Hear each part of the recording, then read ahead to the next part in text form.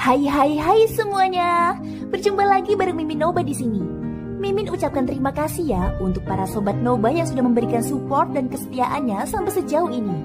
Dan juga Mimin tidak akan bosan-bosan minum pil Tika Dewa agar terus kerja membawakan episode-episode berikutnya dari BTTH Keabadian Kaisar.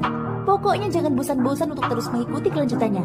Kalau tidak, Mimin akan membuat kalian tidak bisa tertawa atau menangis. Let's go, mari kita masuk ke dalam ilusi seni radionya.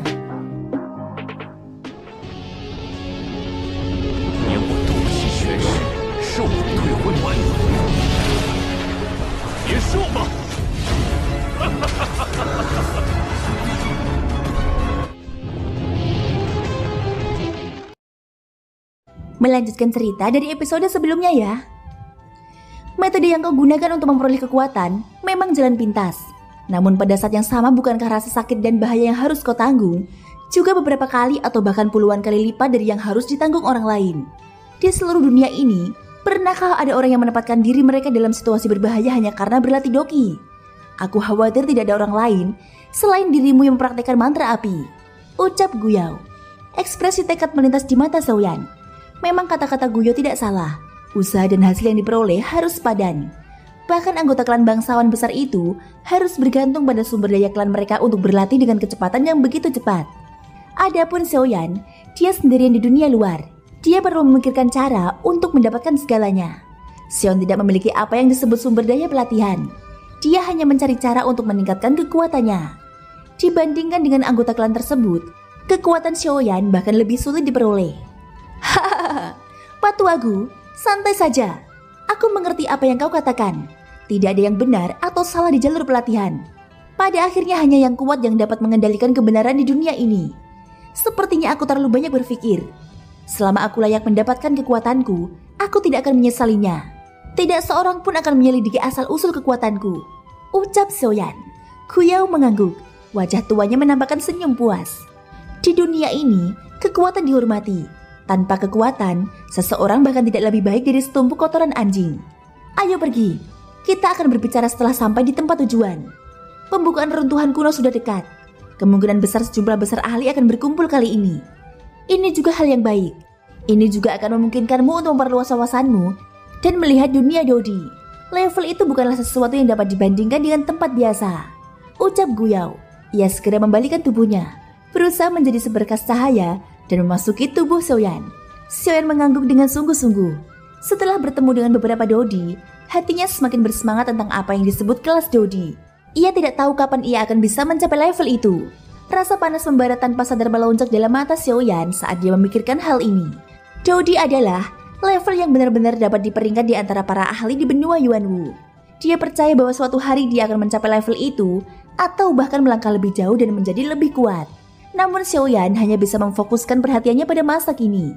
Jalan seorang ahli harus ditempuh selangkah demi selangkah. Seseorang harus mengandalkan dirinya sendiri untuk menapaki jalan ini.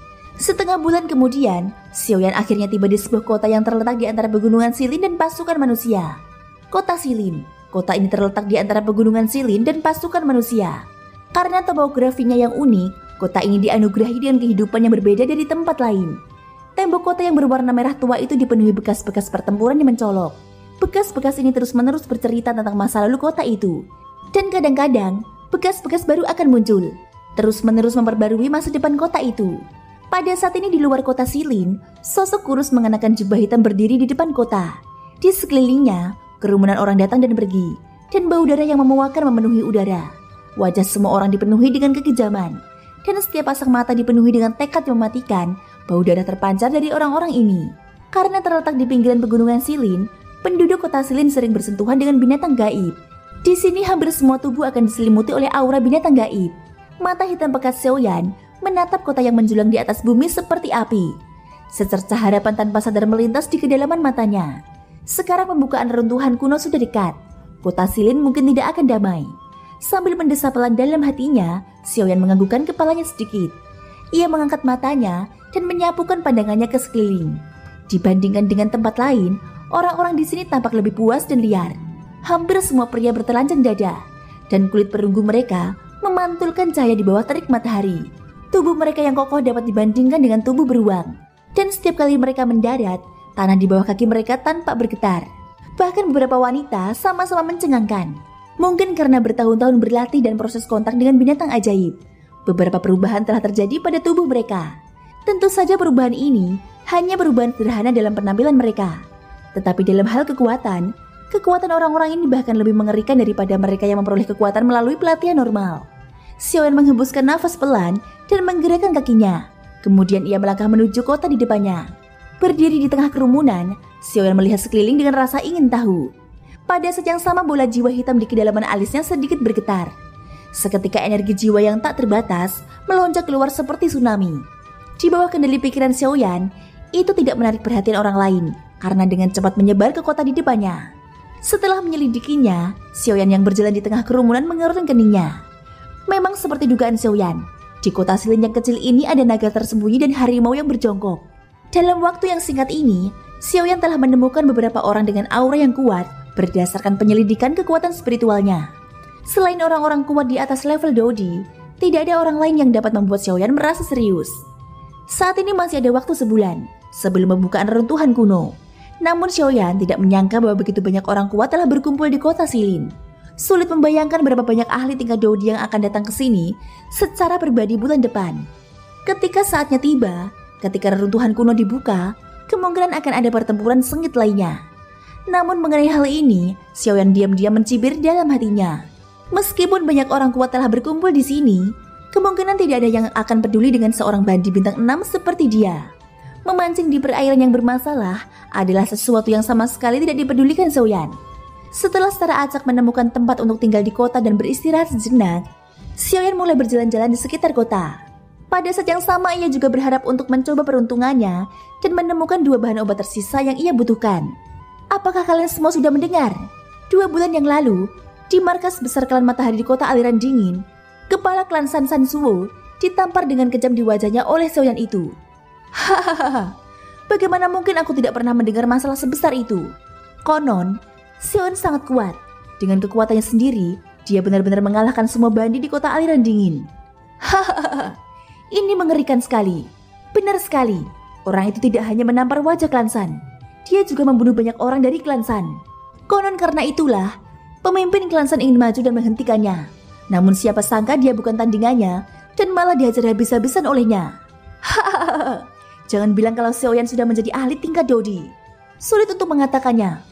Untuk dapat mengalahkan seorang ahli Dodi bintang 3, siapa yang tahu apakah kekuatan aslinya adalah Dodi bintang 3? Hahaha, Dodi muda seperti itu benar-benar menakutkan. Tiba-tiba Xiaoyan yang sedang berjalan di tengah jalan tanpa sengaja mendengar kata-kata yang keluar dari mulut para pejalan kaki. Ketika mendengar bahwa topik pembicaraannya adalah masalah yang terjadi 2 bulan lalu di kota aliran dingin, Xiaoyan tidak dapat menahan diri untuk tidak mengeluarkan 2 batuk pelan. Seperti kata pepatah, masalah 2 bulan lalu telah menyebar dari mulut ribuan orang hingga sekarang. Namun itu menjadi sangat ajaib. Lupakan para penonton. Bahkan Xiaoyan sendiri tidak dapat menahan rasa tercengang di dalam hatinya ketika mendengarnya. Setelah melewati beberapa orang tadi, Xiaoyan terus berjalan maju. Seperti yang diduga, dia mendengar banyak hal yang berhubungan dengannya di sepanjang jalan. Berita itu membuat Xiaoyan tidak bisa tertawa atau menangis dalam hatinya. Dalam sekejap, tampaknya dia benar-benar telah menjadi ahli tingkat Dodi di hati semua orang. Memang mustahil bagi seorang Dodi untuk menjadi eksistensi yang dapat dilawan oleh bandi di mata orang-orang ini. Selama ahli seperti itu muncul, semua bandi hanya bisa menundukkan kepala di depannya.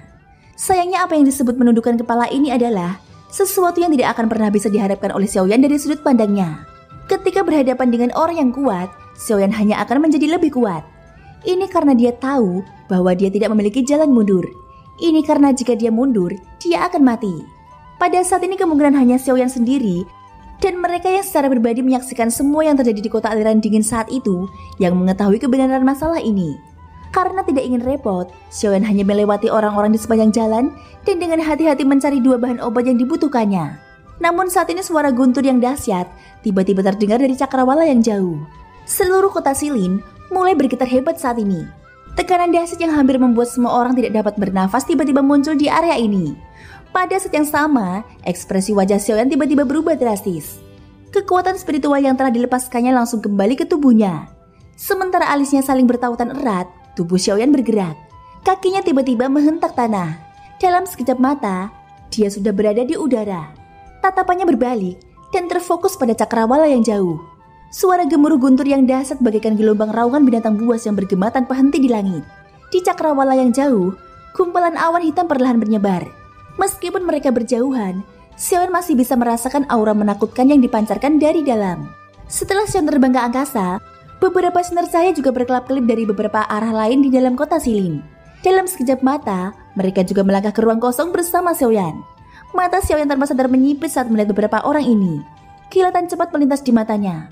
Orang-orang ini adalah beberapa dodi yang ada di kota Silin. Mereka menghentikan langkah mereka. Sepasang mata tajam langsung tertuju ke arah datangnya guntur. Pada saat yang sama, ada berbagai ekspresi di mata beberapa orang itu.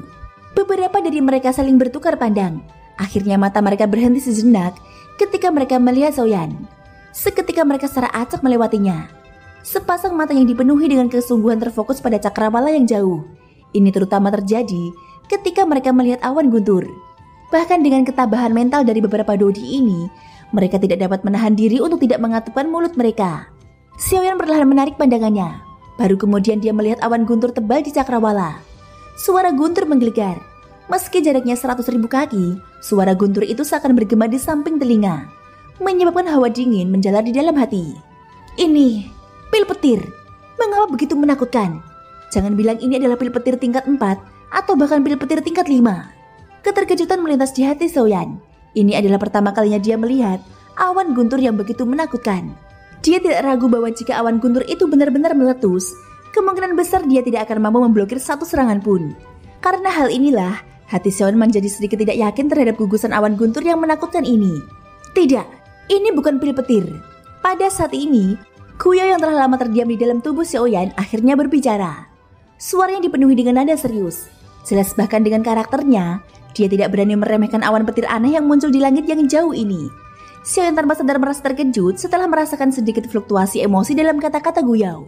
Dia mengerutkan kening dan menatap awan petir. Pak Tuagu, apa sebenarnya awan petir ini? Mengapa energi yang terkandung di dalamnya begitu kuat? Tanya Xiaoyan. Benar, justru akan aneh jika benda ini tidak membuatmu merasa berbahaya.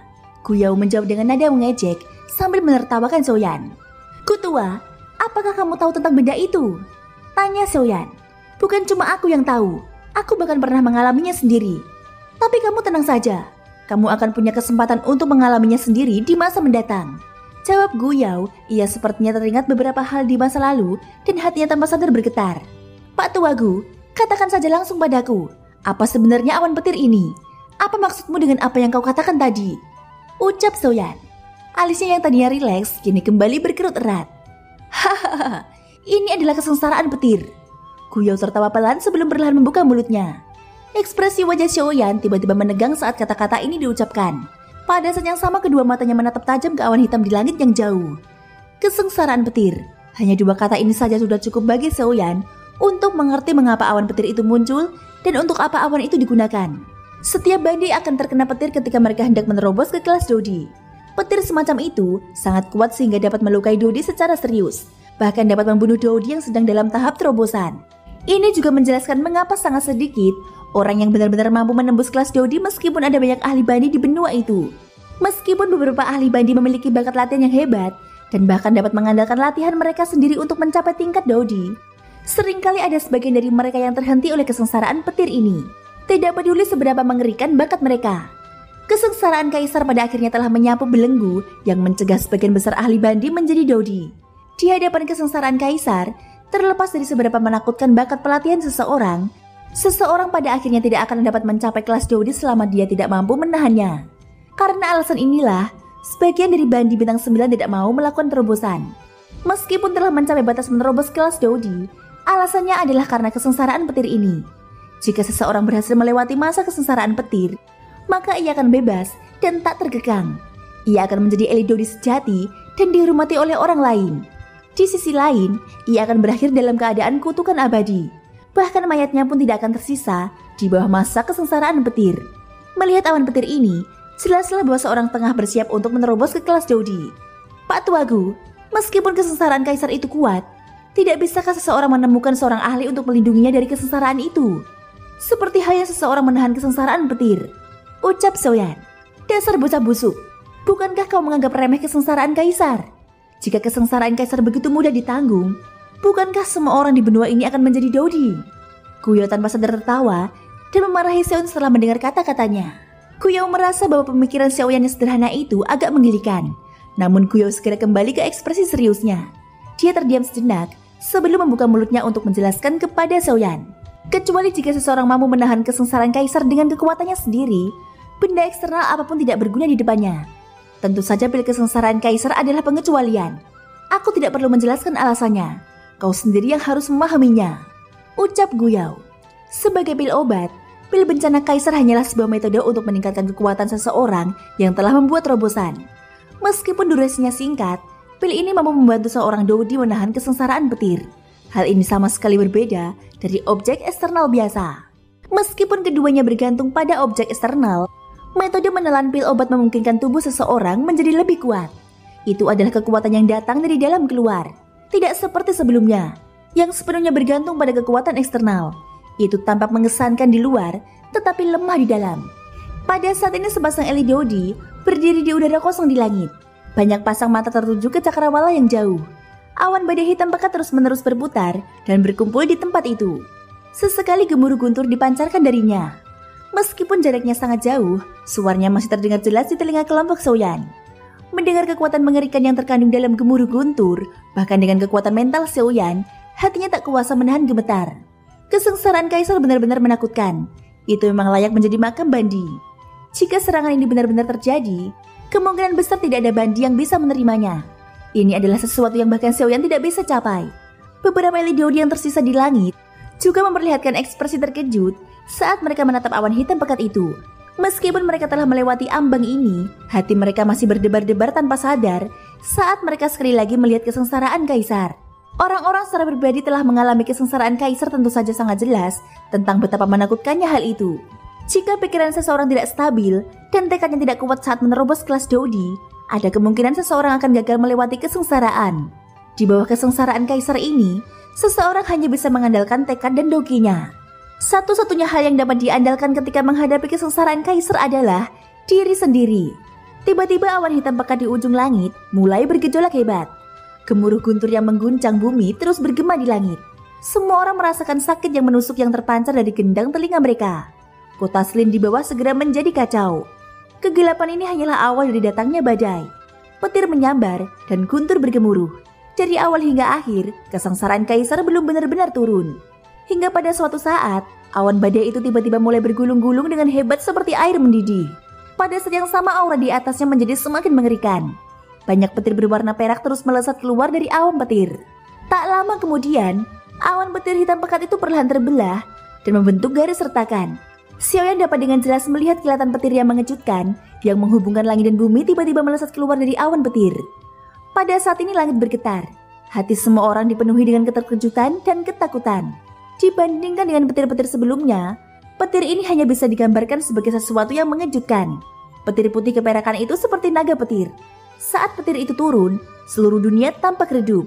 Aura yang menakutkan menyebar ke seluruh daratan. Semua orang menatap pemandangan di langit dengan ngeri. Beberapa yang lebih lemah bahkan menjadi pucat pasi saat menghadapi petir yang mengguncang bumi ini. Saat petir menyambar, tiba-tiba terdengar ledakan dahsyat yang mengguncang bumi. Semua orang mengangkat mata mereka dan melihat ke atas. Petir yang disertai aura penghancur itu benar-benar terhenti di udara oleh kekuatan lain yang tak tertandingi. Ini sungguh kekuatan yang dahsyat. Pada saat ini tatapan semua orang berubah. Mata semua orang dipenuhi dengan kengerian yang luar biasa. Tidak seorang pun dapat membayangkan bahwa petir yang mengguncang bumi akan dihentikan secara paksa oleh kekuatan lain. Sebagai seorang pengamat, Xiaoyan tentu saja menyadari hal ini di dalam hatinya. Jika seseorang ingin menghalangi kesengsaraan kaisar, seseorang hanya dapat mengandalkan kekuatan orang yang sedang mengalami kesengsaraan itu. Mustahil bagi orang lain untuk mengulurkan tangan. Oleh karena itu, orang yang menghentikan kesengsaraan kaisar haruslah orang yang berhasil menerobos. Seperti yang diharapkan, semua orang memfokuskan pandangan mereka. Meskipun mereka tidak dapat melihat dengan jelas, mereka masih dapat melihat samar-samar sosok manusia. Seluruh tubuh sosok itu ditutupi oleh doki putih pekat, bahkan telah membentuk penghalang doki dalam jarak 1000 kaki dari tubuhnya. Pada saat ini ada telapak tangan spiritual yang besar di depannya. Telapak tangan inilah yang telah melepaskan kekuatan mengerikan yang telah dengan paksa memblokir kesengsaraan kaisar. Ledakan yang mengguncang bumi sekali lagi dipancarkan.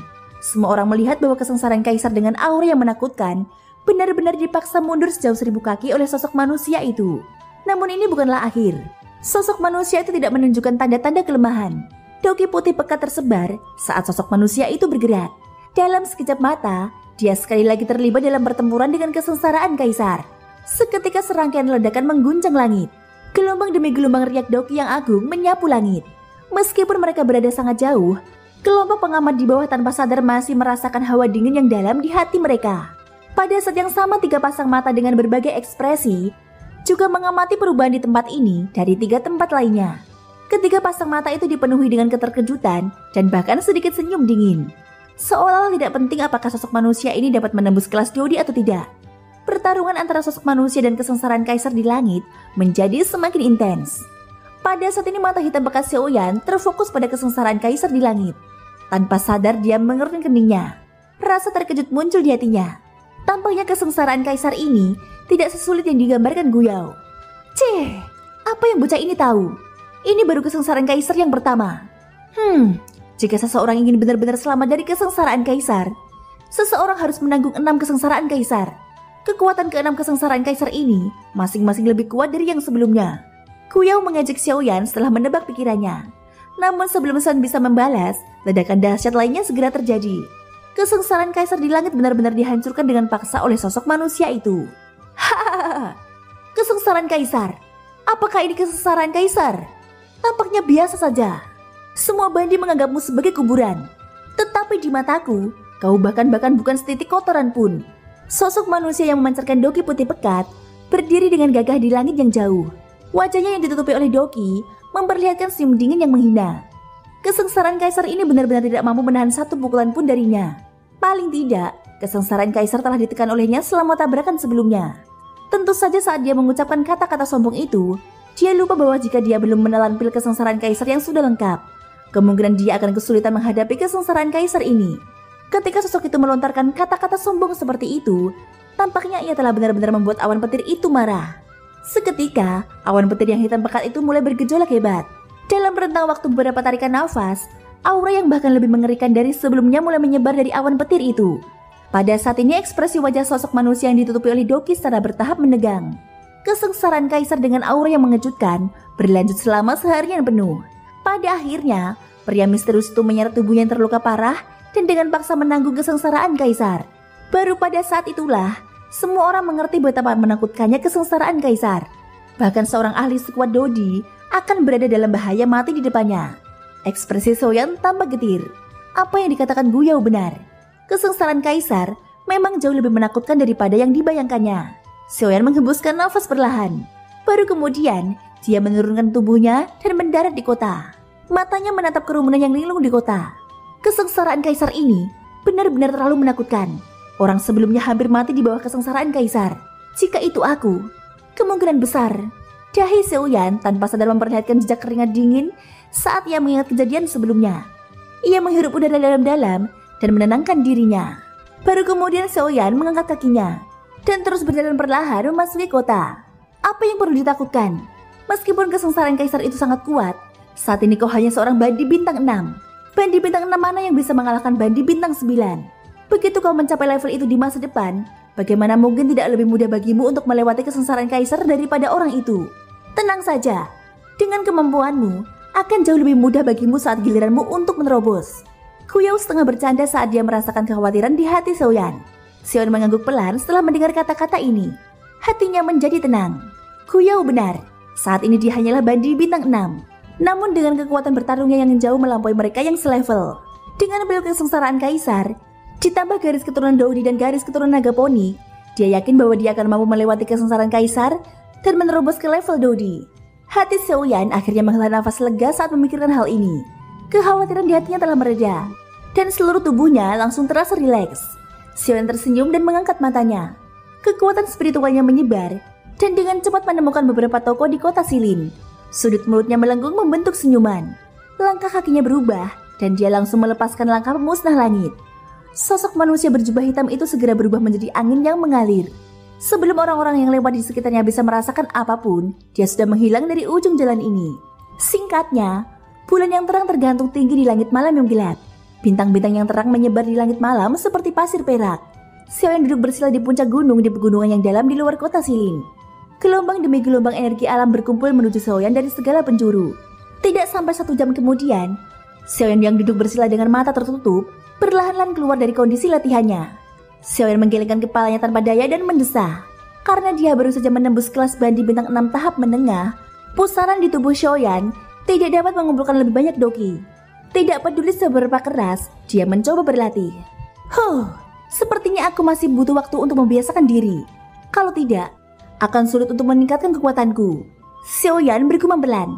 Dia tidak bisa menahan diri untuk tidak mendesah pelan.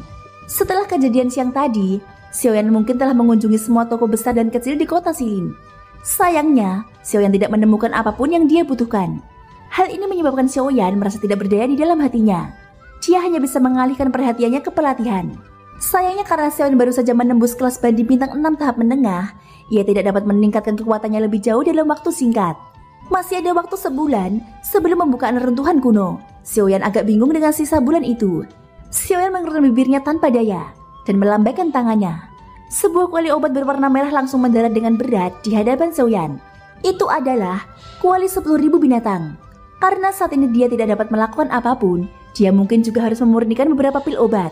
Itu juga dapat dianggap sebagai peningkatan keterampilan alkimianya sebagai alkemis tingkat 2. Sambil mengeluarkan kuali obat, Xiaoyan menjentikkan jarinya. Api surgawi yang indah segera muncul dari dalam kuali obat.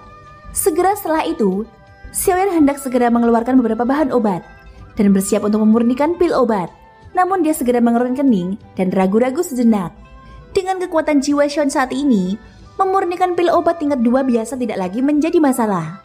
Dengan kekuatan jiwanya yang kuat, kecuali pil obat tingkat 3, hampir semua pil obat tingkat 2 akan mudah bagi Xiaoyan. Bagi Xiaoyan saat ini yang sangat perlu mengembangkan keterampilan alkimianya, pil obat ini tidak berguna. Xiaoyan berpikir sejenak dalam hatinya. Pada saat tertentu matanya tiba-tiba menjadi cerah. Sudut mulutnya terangkat membentuk senyuman. Sebuah pikiran melintas di hatinya dan kekuatan spiritualnya segera terpisah. Mereka dengan cepat berkumpul menjadi 9 sosok manusia di sekitar Xiaoyan. 9 sosok ini adalah 9 klon yang telah dipadatkan menggunakan teknik transformasi 9 tubuh. Daripada mengerjakan 2 hal sekaligus, lebih baik mengerjakan 10 hal sekaligus. Dengan cara ini, Xiaoyan dapat meningkatkan keterampilan alkemisnya. Pada saat yang sama ia dapat mengendalikan 9 avatar ini untuk berlatih. Ini benar-benar dapat disebut membunuh 10 burung dengan 1 batu. Setelah melakukan semua ini, Xiaoyan tiba-tiba melambaikan lengan bajunya. Seketika banyak sinar cahaya terbang keluar dari cincin penyimpanan di tangan Xiaoyan dan melayang di kehampaan di depannya. Xiaoyan perlahan menutup matanya dan membagi pikirannya 10 kali. Dia melakukan yang terbaik untuk mengendalikan kekuatan jiwanya. Hahaha, bocah, apa kau tidak takut makan terlalu banyak sekaligus? Menggunakan kekuatan jiwa seorang alkemis tingkat 2 untuk melakukan 10 hal sekaligus. Bocah, kau adalah orang pertama yang pernah kulihat melakukan hal ini. Pada saat ini bahkan Guyao yang berada di tubuh Xiaoyan tidak dapat menahan tawa dan memarahinya. Bahkan dia tidak memiliki banyak harapan pada tindakan gila Xiaoyan. Namun bukankah karakter Xiaoyan adalah menemukan kemungkinan dalam hal yang mustahil? Keputusasaan apapun pada akhirnya akan tergantikan oleh secerca harapan di hadapan Xiaoyan. Meskipun hampir mustahil, keajaiban selalu terjadi di saat-saat terakhir. Tidak seorang pun dapat menyangkal hasilnya hingga saat-saat terakhir. Thank you guys sudah mendengarkan ceritaku di episode kali ini sampai akhir. Ikutin terus kelanjutan episode berikutnya ya. Semoga hari kalian menyenangkan. Sampai jumpa dan bye-bye.